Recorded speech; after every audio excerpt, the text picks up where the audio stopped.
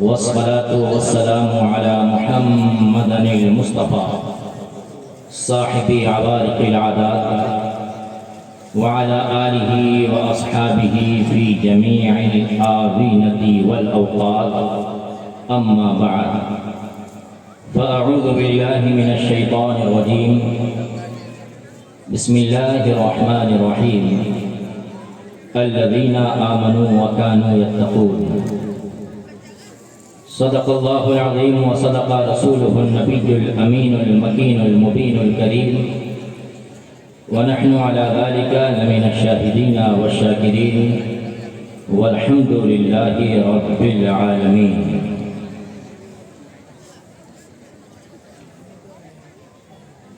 واہ کیا مرتبہ اے غوث ہے بالا تیرا،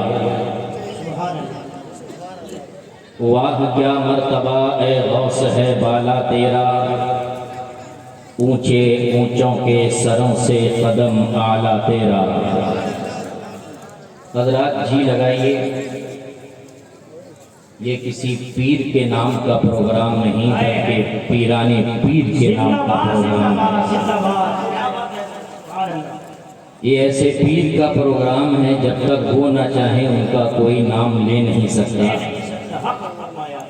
شاہپور اور اس کی دیگر اطراف میں جتنے بھی گاؤں ہیں، ہزاروں کی تعداد میں عوام رہتی ہے، لیکن آپ لوگ یہاں پر بیٹھے ہیں غوث اعظم کا تذکرہ نظم و نثر کے ذریعے سن رہے ہیں.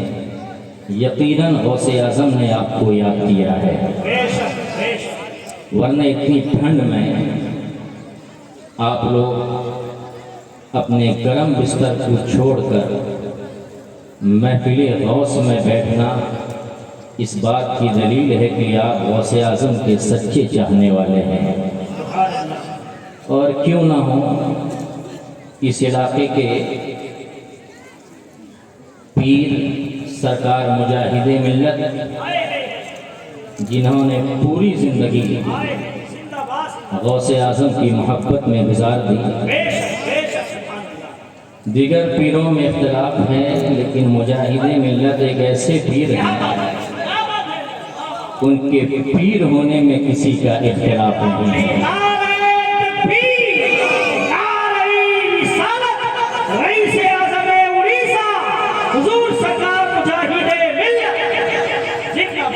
واہ کیا مرتبہ اے غوث ہے بالا تیرا. بلند آواز سے کہیے سبحان اللہ. جب تک آپ بولیں گے نہیں میں بھی صحیح سے منہ کھولوں گا نہیں، اسی لیے آپ کا بولنا ضروری ہے. اور مسلمان مومن تو بولنے میں بڑا مشہور ہے، جب بولنے پر آتا ہے تو قیصر و کسریٰ کو بھی فتح کر لیتا ہے. اسی لیے آپ لوگ میرا ساتھ دیں. سرکار اعلیٰ حضرت فرماتے ہیں، واہ کیا مرتبہ اے غوث ہے بالا تیرا، اونچے اونچوں کے سروں سے قدم اعلیٰ تیرا. سر بھلا کیا کوئی جانے کہ ہے کیسا تیرا، سر بھلا کیا کوئی جانے کہ ہے کیسا تیرا. اولیاء ملتے ہیں آنکھیں وہ ہے تلوا تیرا، اولیاء ملتے ہیں آنکھیں وہ ہے تلوا تیرا. وہ کیا دبے جس پہ حمایت کا ہو پنجہ تیرا، وہ کیا دبے جس پہ حمایت کا ہو پنجہ تیرا. شیر کو خطرے میں لاتا نہیں کتا تیرا. حضرات رب قدیر کا ارشاد ہے، الذین آمنوا وکانوا یتقون. اس میں تمام تر چیزیں آ جائیں گی. جو یہ کہتا ہے کہ میرا پیر اللہ والا ہے، جو یہ کہتا ہے کہ میرا مرشد اللہ والا ہے، وہ اللہ کا ولی ہے. لیکن قرآن کی اس آیت نے تمام جھگڑے کو ختم کر دیا کہ ولی کون ہے یہ قرآن کہتا ہے. آئیے اس سے پہلے ہمارا اس نبی ہاشمی کی بارگاہ میں خراج عقیدت پیش کریں گے. جن کے اشارے سے ساری کائنات گردش کر رہی ہے۔ جب نگاہیں اٹھتی ہیں تو مادی طاقتوں کو پسینہ آنے لگتا ہے۔ جب کررہے عرض پہ کھڑے ہو کر انگلی کا اشارہ کر لیں تو ڈوبا ہوا سورج اپنی منزل سے پلٹ آئے۔ جب کسی کھاری کنویں میں اپنا لعاب دہن ڈال دیں تو وہ کنواں ہمیشہ کے لیے چشمہ شیریں بن جائے۔ جب کسی دلہن کو چھو دیں، وہ کسی دلہن کو اپنا پسینہ دے دیں، وہ دلہن بھی مہکے، ساتھ ہی ساتھ اس کے کوکھ سے جو بچہ پیدا ہو وہ بھی مہک جائے۔ جب کسی بیمار کو چھو دیں تو وہ ہمیشہ کے لیے شفا یاب ہو جائے۔ بس یہی تک نہیں، جس کی حکومت چاند کی چاندنی پر ہے، جس کی حکومت دریا کی روانی پر ہے، جس کی حکومت سمندر کی طغیانی پر ہے، جس کی حکومت آبشاروں کے نغمے پر ہے، جس کی حکومت عرش و کرسی پر ہے۔ بس یہی تک نہیں، پورے قرآن میں جس کا ذکر جمیل ہے۔ قرآن سے پوچھا گیا، بتا قرآن، ہم جس کا ذکر کر رہے ہیں اس کا چہرہ کیسا تھا، اس کی زلفیں کیسی تھی؟ تو قرآن پکار کر کہتا ہے، بسم اللہ الرحمن الرحیم، والضحى والليل إذا سجى۔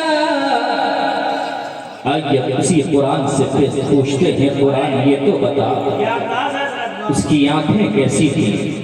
تو قرآن پکار کر کہتا ہے، ما زاغ البصر وما طغى۔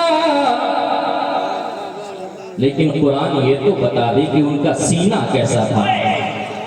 تو قرآن پکار کر کہتا ہے، أَلَمْ نَشْرَحْ لَكَ صَدْرَكَ۔ گویا کہ قرآن پڑھتے جائیں، ذکر مصطفیٰ سنتے جائیں، قرآن ایک ایک چیز کو بیان کرتے جا رہا ہے۔ وہ کون ہے؟ کوئی اور نہیں جو رب کا محبوب ہے۔ وہ کون ہے جو معراج کا دولہا ہے؟ وہ کون ہے جو نبیوں میں سب سے اعلیٰ ہے؟ وہ کون ہے جو رسولوں میں سب سے بالا ہے؟ وہ کون ہے جو وجہ تخلیق کائنات ہے؟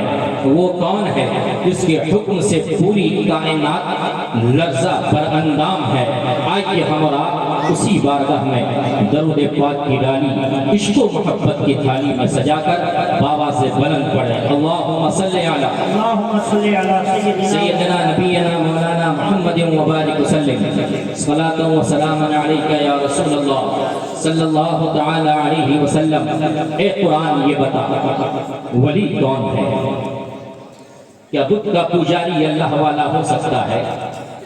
کیا لات کی پرستش کرنے والا اللہ والا ہو سکتا ہے؟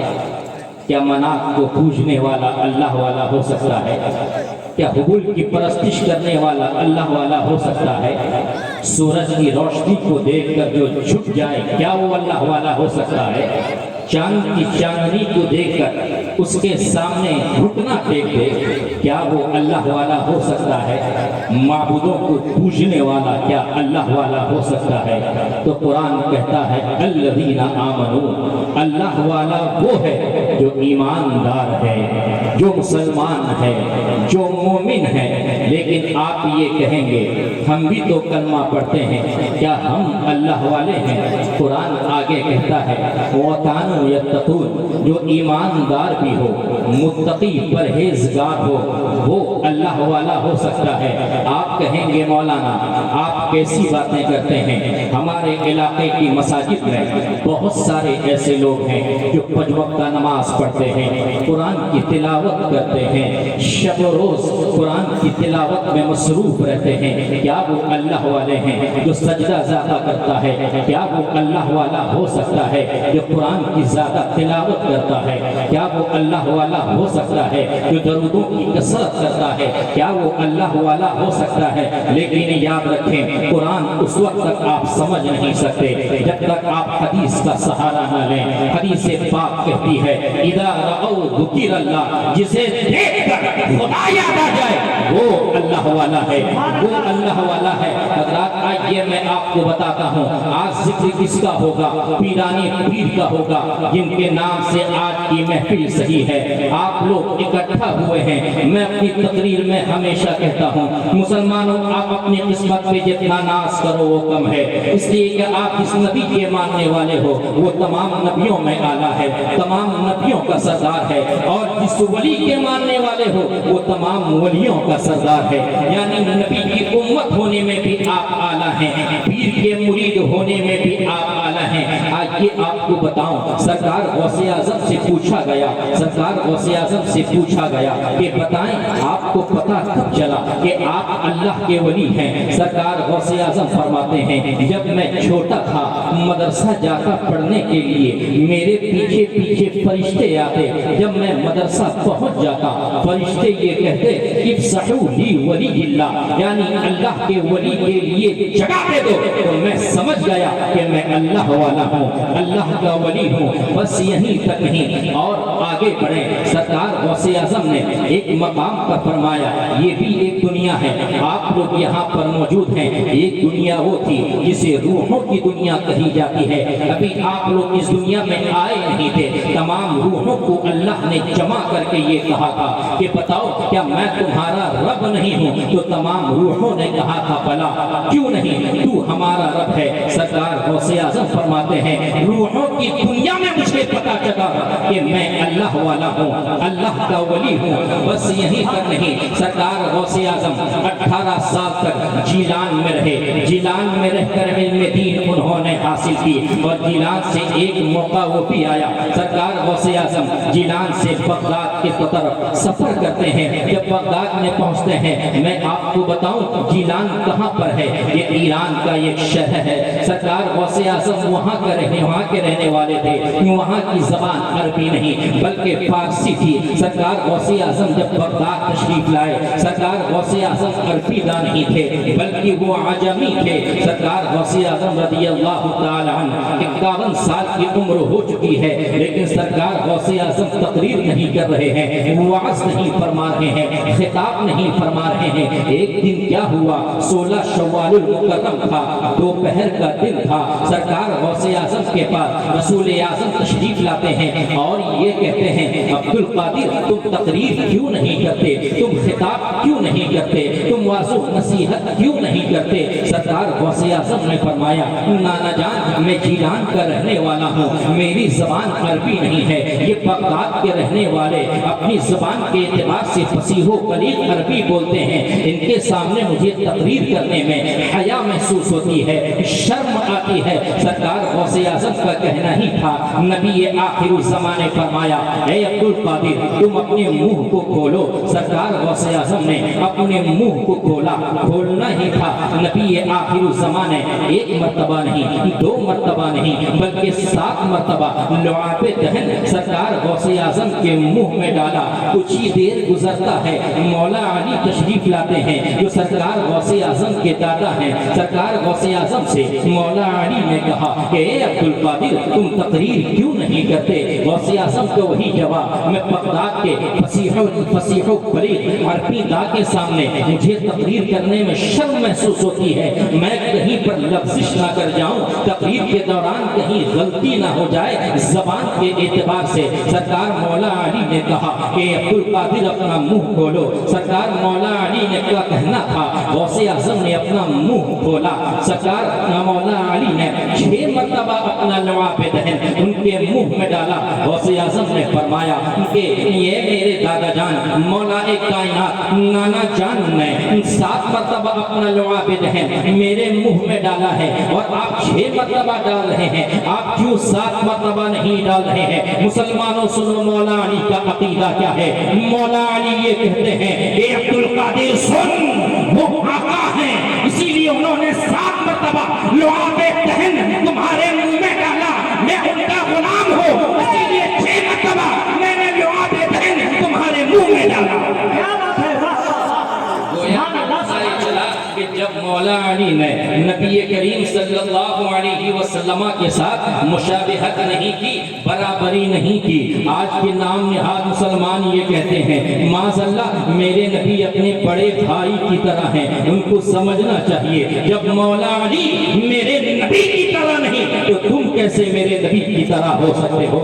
حضرات آئیے میں آپ کو بتاؤں, سرکار غوث اعظم نے جب خطاب کرنا شروع کیا, سرکار غوث اعظم کی مجلس میں صرف عوام نہیں ہوتی تھی بلکہ اپنے زمانے کے قطب ہوتے تھے, ابدال ہوتے تھے, اوتاد ہوتے تھے, افراد ہوتے تھے, اولیاء کرام ان کا جنبے غفیر ہوتا تھا. بس یہی تک نہیں, سرکار غوث اعظم جب تقریر کرتے پوری دنیا میں یہ آواز پھیل جاتی. میں آپ کو بتاؤں جب ہم تقریر کرتے ہیں پہلے کیا کہتے ہیں؟ الحمدللہ. پھر ہم سانس توڑتے ہیں, دوسری مرتبہ کہتے ہیں الحمدللہ رب العالمین. خطبہ کے شروع میں یہ سرکار غوث اعظم کی سنت ہے. سرکار غوث اعظم جب الحمدللہ کہتے خطبہ شروع کرتے سانس جو ہی توڑتے تھے. آج تو مائکروفون کا زمانہ ہے, اگر میں تقریر کروں تو 5-10 سب تک آواز جائے گی, لیکن سرکار غوث اعظم کے مجمع میں 500,000 لوگ نہیں رہتے تھے بلکہ لاکھوں کی تعداد میں. سرکار غوث اعظم کی محفل میں عوام علماء بلکہ اپنے زمانے کے مفسرین ہوا کرتے تھے, اپنے زمانے کے محدثین ہوا کرتے تھے, اپنے زمانے کے مناطقہ ہوا کرتے تھے, اپنے زمانے کے فلسفی ہوا کرتے تھے, اپنے زمانے کے فقیہ ہوا کرتے تھے, اپنے زمانے کے اصول فقہ کے ماہرین ہوتے تھے. سرکار غوث اعظم تقریر فرمایا کرتے تھے. جب سرکار غوث اعظم تقریر کرتے, جب تقریر ختم ہوتی تھی ان کی تقریر میں ایسا اثر تھا, بہت سارے لوگ ایسے تھے جو ایمان لے آئے, ان میں سے بہت سارے ایسے تھے اگر گنہگار ہیں تو وہ تائب ہو چکے. غوث اعظم کی مجلس جب ختم ہوتی تھی وہاں پر لاشوں کے ڈھیر اٹھے کرتے تھے. حضرات آئیے میں آپ کو بتاؤں, سرکار غوث اعظم تقریر فرما رہے ہیں, انہیں کی مجلس میں حضرت علی بن حیدی بھی موجود ہیں.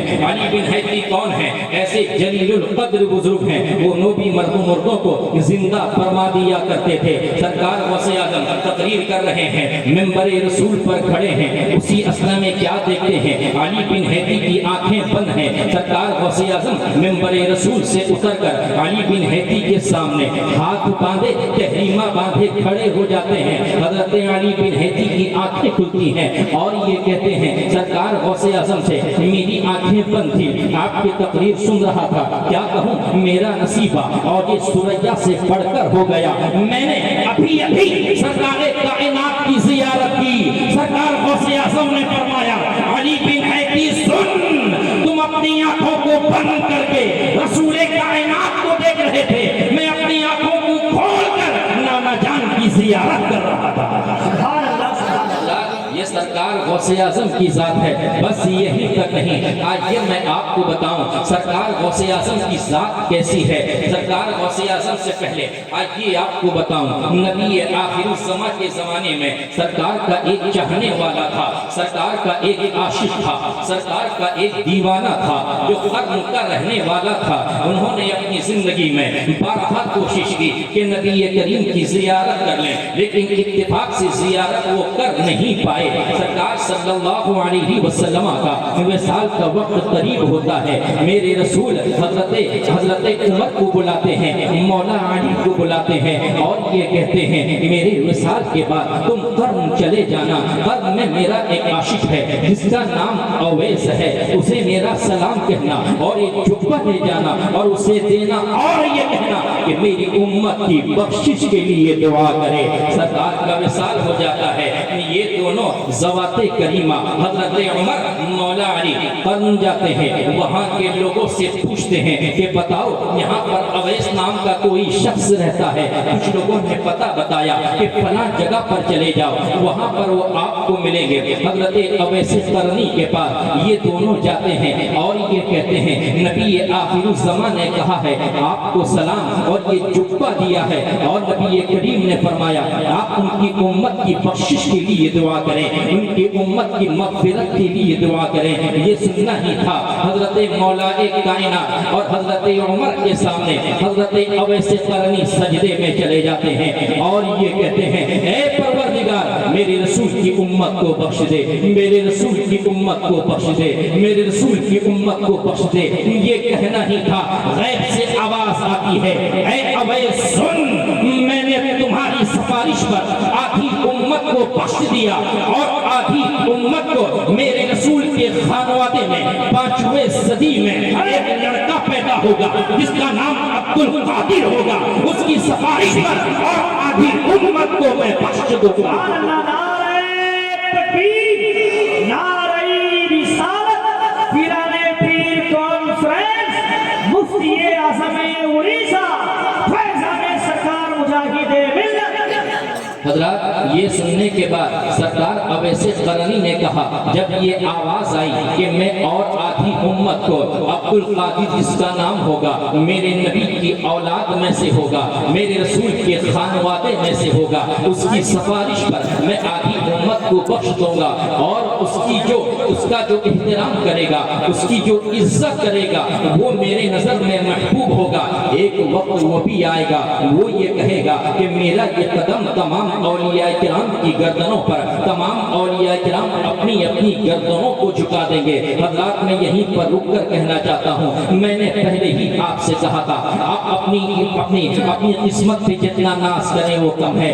آپ اس رسول کے چاہنے والے ہیں، وہ تمام رسولوں میں اعلیٰ ہے۔ جس پیر کے آپ چاہنے والے ہیں وہ تمام پیروں میں اعلیٰ ہے۔ جیسے نبی کریم اس دنیا میں آئے نہیں ہیں، ان کے آنے سے پہلے حضرت آدم آ رہے ہیں، ان کا تذکرہ کر رہے ہیں۔ حضرت شیس آ رہے ہیں، ان کا تذکرہ کر رہے ہیں۔ حضرت نوح آ رہے ہیں، ان کا تذکرہ کر رہے ہیں۔ حضرت ابراہیم آ رہے ہیں، ان کا تذکرہ کر رہے ہیں۔ حضرت اسماعیل آ رہے ہیں، ان کا تذکرہ کر رہے ہیں۔ حضرت عاد آ رہے ہیں، ان کا تذکرہ کر رہے ہیں۔ حضرت ہود آ رہے ہیں، ان کا تذکرہ کر رہے ہیں۔ حضرت زکریا آ رہے ہیں، ان کا تذکرہ کر رہے ہیں۔ بلا تشبیہ یہ سمجھے ابھی غوث اعظم آئے نہیں، تابعین میں ان کا تذکرہ ہو رہا ہے، تابعین میں ان کا تذکرہ ہو رہا ہے، اغواث و اقطاب میں ان کا تذکرہ ہو رہا ہے، اولیاء کی جماعت میں ان کا تذکرہ ہو رہا ہے، افراد میں ان کا تذکرہ ہو رہا ہے، ابدال میں ان کا تذکرہ ہو رہا ہے۔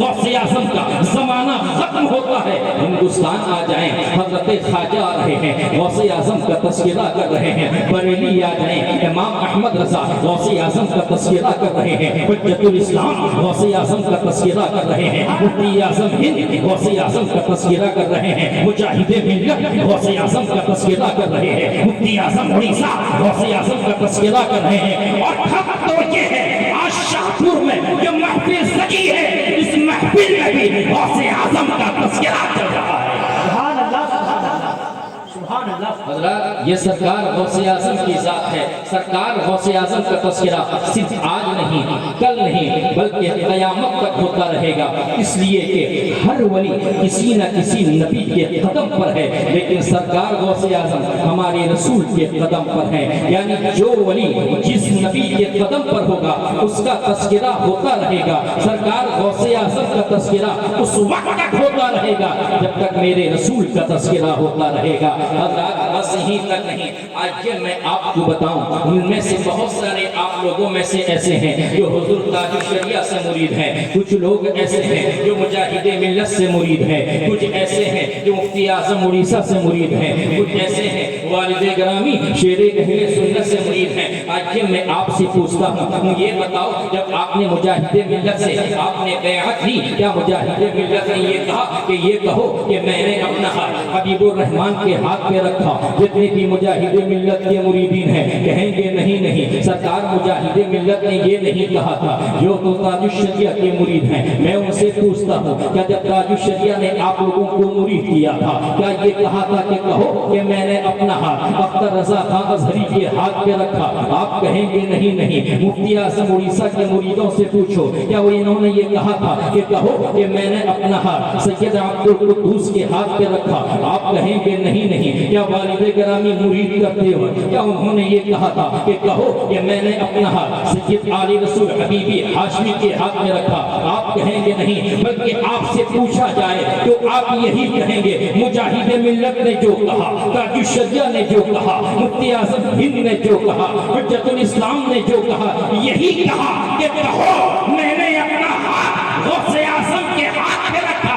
گویا کہ پتہ یہ چلا آپ ازہری میاں کے مرید بعد میں ہیں، حجت الاسلام کے مرید بعد میں ہیں، مفتی اعظم ہند کے مرید بعد میں ہیں، مجاہد ملت کے مرید بعد میں ہیں. اگر پہلے مرید ہیں تو سرکار غوث اعظم کے مرید ہیں. سرکار غوث اعظم نے فرمایا ہے کہ پروردگار عالم ہے مجھ سے وعدہ کیا ہے قیامت تک جتنے بھی مریدین میرے ہوں گے ان تمام مریدوں کو وہ جنت میں داخل فرمائے گا. حضرات میں یہ کہتا ہوں ہمارا غوث جھوٹا ہو نہیں سکتا کیونکہ ہم جس غوث کے ماننے والے ہیں اس غوث کا تذکرہ آج سے نہیں ہے. ہر غوث کا تذکرہ صحابہ کے زمانے میں، تابعین کے زمانے میں، تابعین کے زمانے میں ہوا ہے. آج جب میں آپ کو بتاؤں نبی آخر الزمان جب معراج کے لیے تشریف لے جا رہے تھے نبی کریم صلی اللہ علیہ وسلم کے پاس حضرت جبرائیل تشریف لائے اور انہوں نے کہا کہ پروردگار عالم مشتاق ہے آپ کی زیارت کے لیے.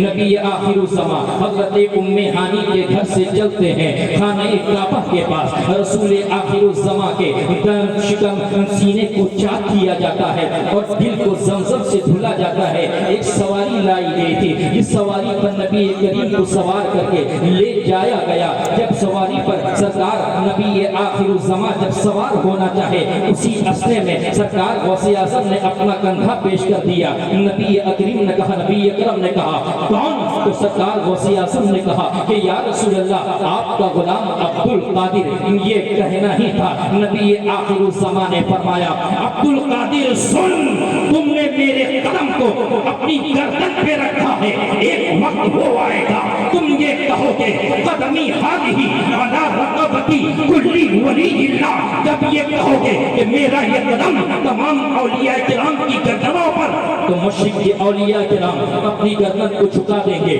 مغرب کے اولیاء کرام اپنی گردن کو جھکا دیں گے، شمال کے اولیاء کرام اپنی گردن کو جھکا دیں گے، جنوب کے اولیاء کرام اپنی گردن کو جھکا دیں گے. تقریر کو پھیلا دو تو مکہ کے اولیاء کرام اپنی گردن کو جھکا دیں گے، مدینے کے اولیاء کرام اپنی گردن کو جھکا دیں گے، عراق کے اولیاء کرام اپنی گردن کو جھکا دیں گے، جارڈن کے اولیاء کرام اپنی گردن کو جھکا دیں گے، چین کے اولیاء کرام اپنی گردن کو جھکا دیں گے، جاپان کے اولیاء کرام اپنی گردن کو جھکا دیں گے. سرکار غوث اعظم نے بغداد میں یہ کہا تھا کہ میرا یہ قدم تمام اولیاء کرام کی گردنوں پر. صرف بغداد کے اولیاء کرام نے اپنی گردن کو نہیں جھکائی بلکہ پوری دنیا کے اولیاء کرام نے اپنی گردنوں کو جھکا دیا. رسالت حضور شیر اہل سنت شہزادہ مفتی اعظم اڑیسہ، شہزادہ مفتی اعظم اڑیسہ حضور شیر اہل سنت، مناظر اہل سنت، مناظر اہل سنت حضرت علامہ مولانا مفتی سید علی رسول صاحب قبلہ حبیبی ہاشمی. نعرہ تکبیر، نعرہ رسالت، مسلک اعلیٰ حضرت، مسلک اعلیٰ حضرت فیضان تاج الشریعہ مفتی اعظم اڑیسہ، فیضان مفتی اعظم اڑیسہ.